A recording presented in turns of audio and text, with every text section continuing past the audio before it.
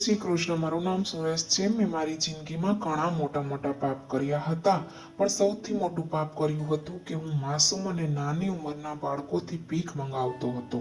મને ખબર હતી કે હું બહુ જ ખોટું કામ કરું છું, પણ મારી પાસે બીજું કોઈ કામ હતું નહીં। આ કામમાં મારી સારી કમાઈ થઈ જતી હતી। એક દિવસ હું રસ્તા પરથી જઈ રહ્યો હતો, મને એક નાનકડી છોકરી ત્યાં ઊભેલી દેખાણી। તેની આંખોમાં આંસુ હતા। આવું પહેલી વાર થયું નહોતું। હું લગભગ રોજ એક અઠવાડિયાથી તે છોકરીને ત્યાં રોડ ઉપર ઊભેલી જોતો હતો। આજે પણ હું તે છોકરીને જ જોઈ રહ્યો હતો। તે એક નાનકડી છોકરી હતી અને એટલી બધી સુંદર પણ નહોતી, પણ મારા કામમાં આવા જ બાળકોની જરૂર હોય છે, એટલે મેં તેને પોતાની પાસે બોલાવી અને પૂછ્યું કે તું રોજ અહીં કેમ ઊભી હોય છે? તે છોકરી કંઈ બોલી નહીં। પછી મેં તેને પૂછ્યું, તારા મમ્મી પપ્પા ક્યાં છે? ત્યારે પણ તેણે કંઈ જવાબ દીધો નહીં। મેં એને પૂછ્યું કે તું ક્યાંથી આવી છો, તારું ઘર ક્યાં છે? છતાં તે છોકરી કંઈ બોલી નહીં। તે એકદમ ચૂપચાપ ઊભી રહી। કદાચ તે મૂંગી હતી, કંઈ બોલી શકતી નહોતી। મેં તેને કહ્યું કે તું એકલી જ છો, એટલે એણે હાથનો ઈશારો કર્યો। કદાચ આ દુનિયામાં તેનું પોતાનું કોઈ હતું નહીં। હું ખૂબ જ ખુશ થઈ ગયો, કેમ કે મને આવા જ બાળકોની તલાશ હતી। હું એને પોતાના ઘરે લઈ આવ્યો અને રાત્રે તેને જમવાનું આપ્યું। તેના પછી તે શાંતિથી સૂઈ ગઈ। સવારે મેં તેને કહ્યું, જલ્દી ઉઠ અને કામ પર લાગી જા। તે મને અજીબ નજરોથી જોતી રહી હતી, જાણે જોઈ તો મારી તરફ રહી હતી, પણ કંઈક બીજું વિચારી રહી હતી। તેણે મારી વાતનો કંઈ જવાબ દીધો નહીં, એટલે મને પાક્કો અંદાજ આવી ગયો કે તે બોલી શકતી નથી, પણ મને તેના પર કોઈ દયા આવી નહીં। મેં કહ્યું, હું તને અહીંયા મફતના રોટલા ખવડાવવા માટે નથી લાવ્યો। અહીં મને કંઈ બાળકોને મોટા કરવાનો શોખ નથી। સીધી વાત છે, જો અહીં ખાવાનું જોઈતું હોય તો કામ તો કરવું પડશે। જો સારી રીતે કામ કરીશ તો અહીં રહેવા મળશે અને સાથે સાથે ખાવાનું પણ મળશે। પણ યાદ રાખજે, આવું જ મોઢું બનાવીને બહારે જવાનું। તે મને જે રીતે જોઈ રહી હતી, તેની આંખોમાં પરેશાની અને ચહેરા પર દુઃખ હતું। બાકીના છોકરાઓને પણ ઉઠાડ્યા અને કહ્યું કે બધા કામ પર લાગી જાઓ। હું નાના બાળકોથી ભીખ મંગાવવાનું કામ કરતો હતો। હું કોઈ ખરાબ માણસ ન હતો। તે બાળકોને ખાવાનું દેતો, કપડાં પણ લઈ આપી દેતો અને તહેવારો પર ફરવા પણ લઈ જતો। આમાંય તે અનાથ બાળકો હતા, તેની આગળ પાછળ કોઈ જ હતું નહીં। મેં તે બાળકોનું ક્યાંયથી અપહરણ પણ કર્યું નહોતું। આ બધા બાળકો મને એવી જ રીતે મળ્યા હતા, જેવી રીતે આજે આ છોકરી મળી હતી, જેનું નામ મેં નીલુ રાખ્યું, કેમ કે તે પોતે તેનું નામ કહી શકતી નહોતી। આ ધંધામાં બાળકોને જાજા રૂપિયા મળતા, પણ આજકાલ તો કોઈ બાળકોને પણ ભીખ દેતું નહીં। આ બધા સારી કમાઈ કરીને લાવતા નહોતા। મેં આ બધાને રાખવા માટે ઘર ભાડે પણ લીધું હતું, અને આટલા બધા બાળકોનું જમવાનું બનાવવાનું પણ કોઈ સહેલી વાત નહોતી। જો કે તે બધા પોતાની મરજીથી ખાવાનું ખાતા નહીં। જેટલું ખાવાનું હું તેમને આપતો, એટલું જ તે ચૂપચાપ ખાઈ લેતા। છતાં ખાવાનું બનાવડાવવું તો પડતું જ। મારા ખર્ચા વધારે હતા અને કમાઈ ખૂબ જ ઓછી હતી। હું ખૂબ જ પરેશાન હતો કે શું થશે, કેવી રીતે થશે। એવું લાગતું હતું કે આ ધંધો મૂકવો પડશે, પણ પછી તે બધા છોકરાઓ લઈને હું ક્યાં જાત? શું હું તેમને વેચી નાખત? પણ હું એવું કરવા માંગતો નહોતો। મારામાં પણ થોડી માણસાઈ હતી। મારે કોઈ બાળકો હતા નહીં। એવું નહોતું કે હું તે બાળકોને પોતાના સમજતો હતો। જો એવું હોત તો તેમની પાસે આવું કામ મેં કરાવ્યું ના હોત, પણ હું જેવો પણ હતો, બસ આ જ મારો ધંધો હતો। અને એક માણસ માટે તેનો ધંધો જ તેના માટે બધું હોય છે। હું લગ્ન પણ કરવા માંગતો હતો, પણ કોઈ પણ છોકરી નવરા બેસેલા માણસ સાથે લગ્ન કરે નહીં। આજકાલની છોકરીઓના ખર્ચા પણ વધારે હોય છે। હું ખૂબ જ પરેશાન બેઠો હતો। બધા છોકરાઓ સાંજે પોતાની કમાઈ લઈ આવીને એક પેટીમાં નાખી દેતા। મને વારે વારે સિક્કા પડવાનો અવાજ આવી રહ્યો હતો। હું વિચારતો હતો કે આજકાલ સિક્કાથી શું થાય? કોઈને પણ રૂપિયાની નોટ મળતી નથી। જ્યારે પેલી નીલુ નામની છોકરી આગળ આવી અને તેણે પોતાનો ડબ્બો પેટીમાં ઊંધો કર્યો, તો સિક્કાનો પણ અવાજ આવ્યો નહીં। હું પોતાનું માથું પકડીને દૂર બેઠો હતો કે આ શું થયું? આ છોકરી તો બિલકુલ ખાલી હાથ આવી છે। આ તો મારું ખૂબ જ નુકસાન કરાવી દેશે।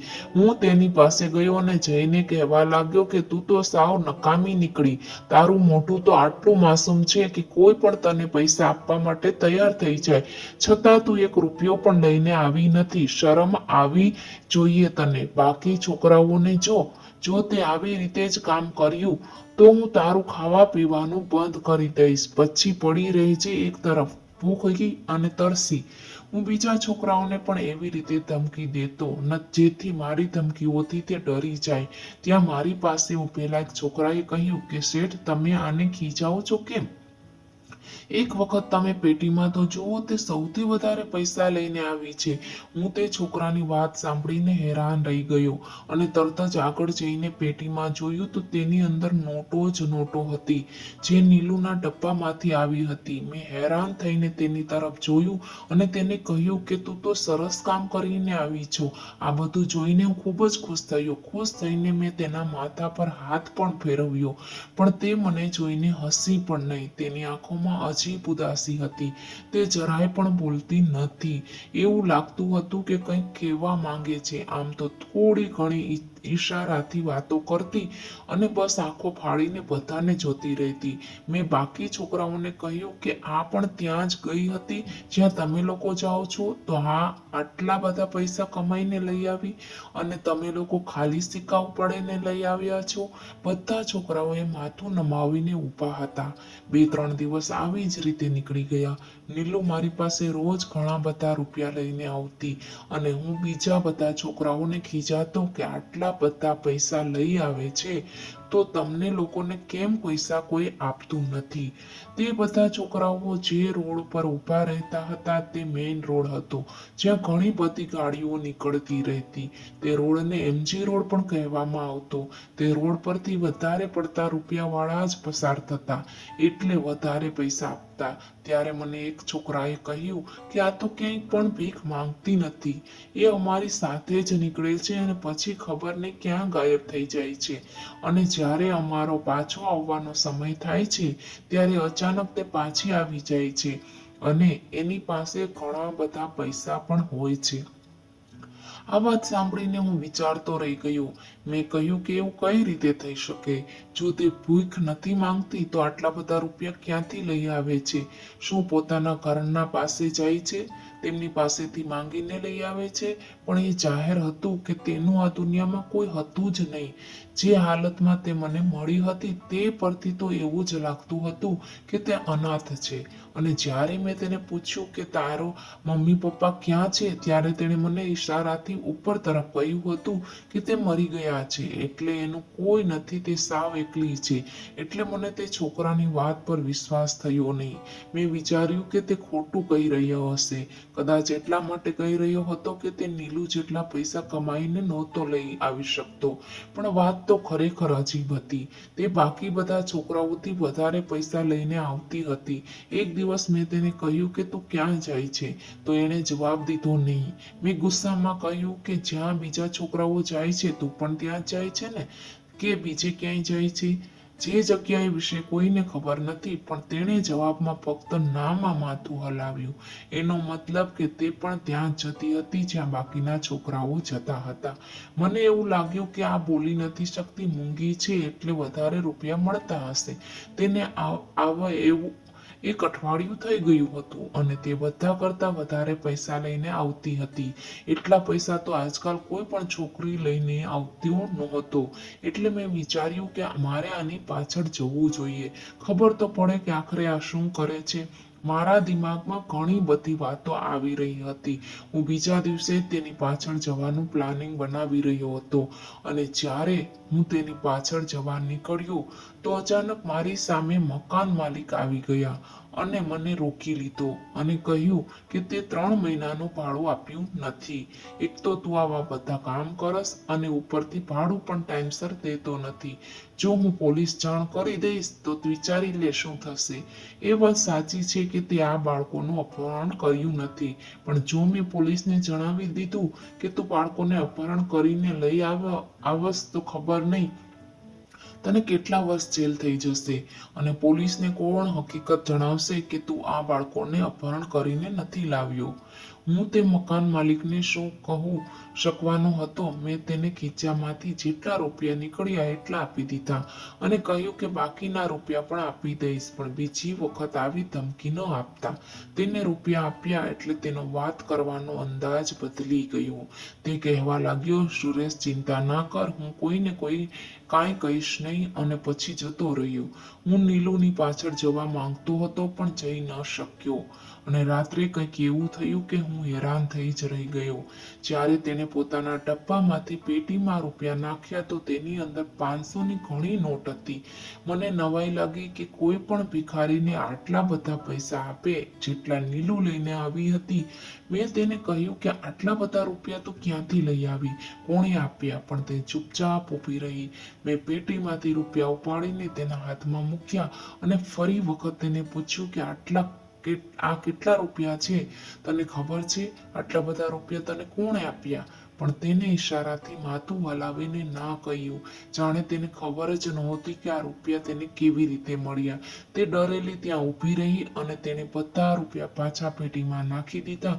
મેં તેને પૂછ્યું કે એવું શું કરે છે, ક્યાં જાય છે? અગર એવી કોઈ જગ્યા છે જ્યાં લોકો વધારે પૈસા આપે છે તો બાકીના છોકરાઓને પણ ત્યાં લઈ જા. મેં ખાતરી કરવા માટે ફરી તેને પૂછ્યું કે તું ત્યાં જાય છે, જ્યાં બીજા છોકરાઓ જાય છે? તેણે ઈશારાથી હા કહ્યું. એનો મતલબ બીજા બાળકો સાથે જ તે જતી હતી. પણ જે છોકરાએ મને તેની ખબર આપી હતી તે હજી પણ નામાં માથું હલાવી રહ્યો હતો. મેં તે છોકરાને એકલામાં લઈ જઈને પૂછ્યું તો તેણે મને કહ્યું કે નીલુ ખોટું કહી રહી છે.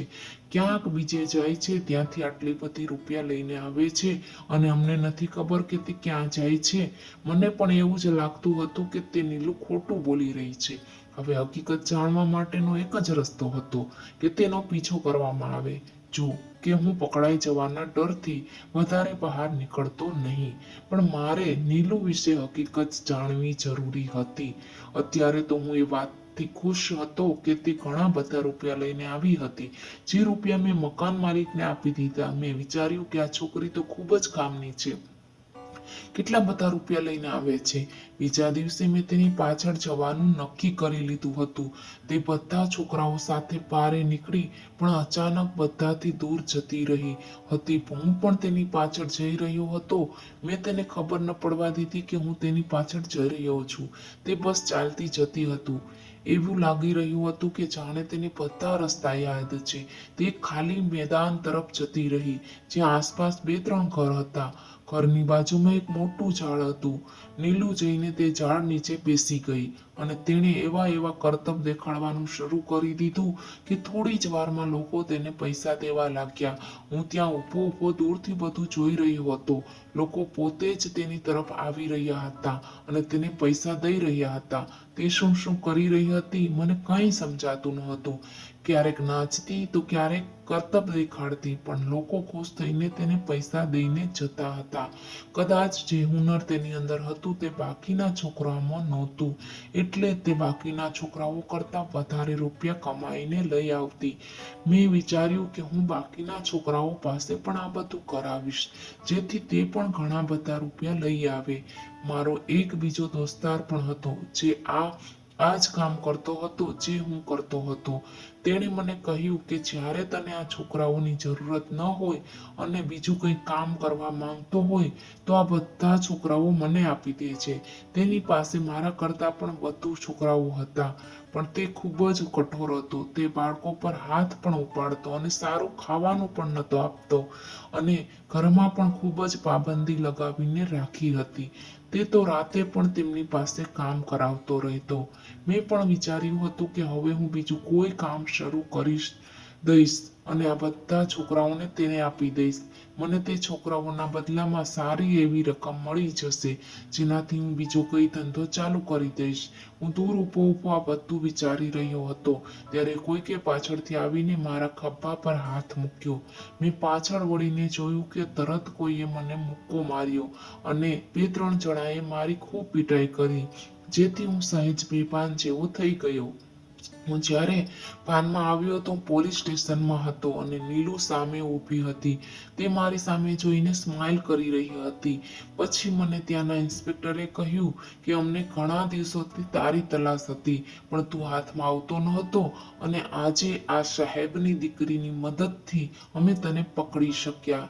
તેણે નીલુ તરફ આંગળી બતાવીને કહ્યું. મને ખૂબ જ નવાઈ લાગી કે આ બધું શું થઈ રહ્યું છે. પછી મને હકીકત ખબર પડી કે નીલુ ત્યાંના ઇન્સ્પેક્ટરની પોતાની દીકરી હતી અને તે મૂંગી નહોતી. આ બધું નાટક મને પકડવા માટે કરવામાં આવ્યું હતું. નીલુને જે લોકો રૂપિયા આપીને જતા તે પણ પોલીસના જ માણસો હતા. આ બધું પ્લાનિંગ મને પકડવા માટે કરવામાં આવ્યું હતું.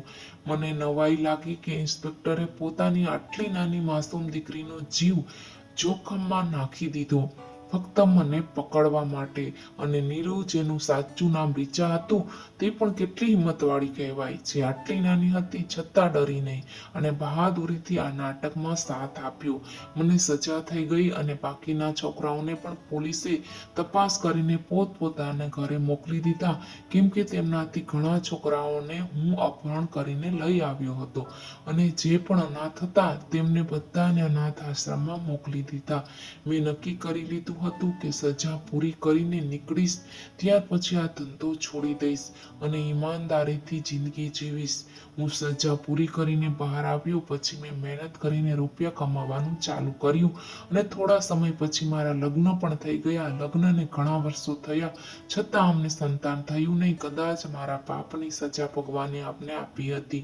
મેં ઘણા બાળકોને મા બાપથી દૂર કર્યા હતા, એટલે જ કદાચ ભગવાને આજે મને સંતાન સુખ આપ્યું નથી. આપણે ઘણી વખત ભૂલી જઈએ છીએ આપણાથી મોટો ભગવાન છે. જય શ્રી કૃષ્ણ.